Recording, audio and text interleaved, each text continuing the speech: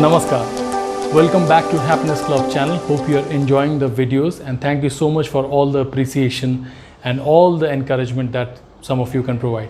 And what a great thing, most of you who are subscribing to the channel, I don't even know who you are, but I still get it. So what a wonderful feeling. I cannot tell you that it is, but I can thank you. Now with that thank you, I want to start today's topic. It is about gratitude. Now what is gratitude? In a simpler term, feeling good about something, feeling positive about something that has happened to us, and feeling that this is something that somebody did to us. Now that somebody could be an individual person or this nature which we cannot practically see all the time. The good thing is that we have something to thank about. Now I'll help you understand this better by bifurcating the gratitude piece into gratitude in and gratitude out. You must not have heard it before, because this is something that I've drawn out myself. So I want you to pay attention to that. Now, what is gratitude in? I call gratitude in is something that you feel good about. One, it could be a help financially, non-financially, over the studies for the students and mature people as well, professionally, guidances, counselings, etc. And gratitude out, that is something that you do to someone on the same lines itself, financial, non-financial, health, etc. And in return of that, you have an expectation of attitude of gratitude from someone else.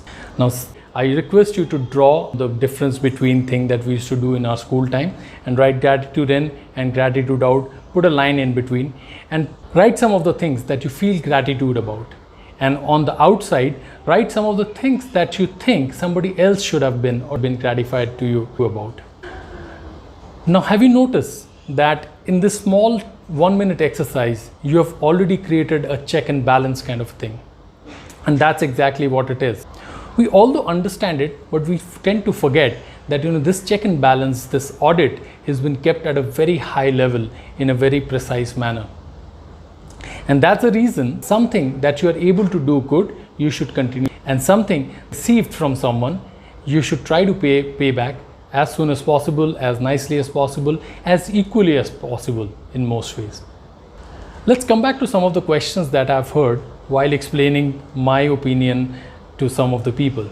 Some people said that, well, Dhruvo, you talk about Bhagavad Gita, and in Bhagavad Gita, Sri Krishna said that, Karm karo, phal ki ichha mat karo. For my English speaking audience, well, you should do your karma and do not expect anything in return.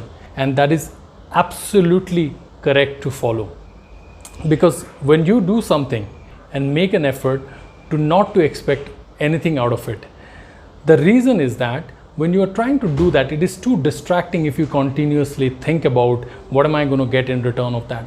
You have already decided to do the activity, that you should have already thought about it, that why are you doing it. Some of the impromptu things are really small. I'm not going to talk about that. For example, picking out a 1 rupee coin and giving it to a beggar. No, that should be part of your habit. But in the largest scheme of things, if you're doing something that is a favor or something nice to someone, I'm sure you would have thought about it. And if you've already thought about it, why continue to think about it when you're doing it? So that's what he's trying to say. Now, is it that you're absolutely not going to get anything out of it? I'm sure you would have thought about the satisfaction part of it, which you get out of doing that work. Now, I'll share a small story with you which happened a couple of weeks back. And I was in Goa some time back, and I was looking for a Lord Parashuram temple. And unfortunately, it's not a very popular temple over there. And we know Goa is mostly popular for something else. But anyways, so me and my friend, we traveled about 30 kilometers. And once we reached the point, as per the Google map and as per the direction we got on the way, we couldn't find the temple. We kept looking at the sea in front of us. A lot of you would see the video on my Facebook while we are doing the trek. We kept looking at the sea, and I was thinking that, how do we really go there? And suddenly I saw a person who's selling coconut there. But I just walked up to him.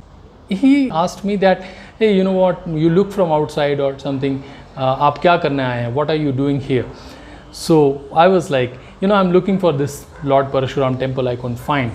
He guided us where exactly the Lord Parashuram temple was, and it was very close to us. It would have been a really sad incident for me to not to see this after coming so close.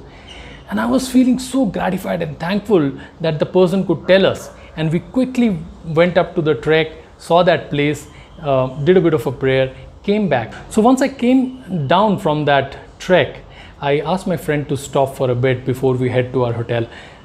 He said, "What are you going to do?" I said, I'm going to meet the coconut seller. So I walked up to his shop, but unfortunately that gentleman was not there.